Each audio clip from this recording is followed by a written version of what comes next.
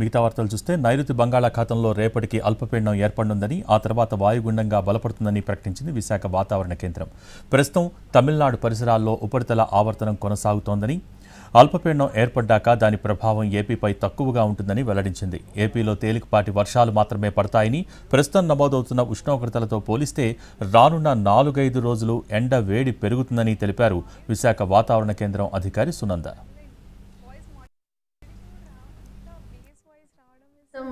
నైరుతి దిశలో ఇక్కడ లో ప్రెషర్ ఫామ్ అవుతే తర్వాత వాయుగుండంగా ఈ యొక్క ప్రాంతంలో మధ్య బంగాళాఖాతంలోనికి వచ్చే అవకాశం ఉంది.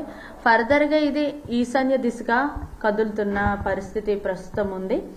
అండ్ వాయుగుండంగా అయిన తర్వాత కూడా దాని యొక్క గమనం ఏ విధంగా ఉంది, ఏ డిస్ట్రిక్ట్స్ ఏ స్టేట్స్ ఎఫెక్ట్ అవుతాయి అనేది క్లియర్గా మనకి అప్పుడు వస్తుంది. మనకి మాత్రం ఐసోలేటెడ్ రెయిన్ఫాల్ అంటే 1 లేదా 2 చోట్ల మాత్రమే తేలికపాటి జల్లులు ఉంటాయి. ఎందుకంటే ఇక సిస్టమ్ అనేది మనకి కోస్ట్కి దూరంగా వెళ్తుంది.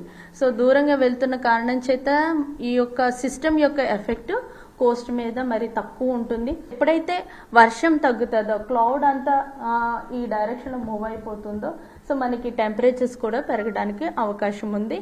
రానున్న రోజుల్లో ఇంకొంచెం మరికొంచెం పెరుగుతాయి. ఈవెన్ 38-40 కూడా రీచ్ అవ్వడానికి అవకాశం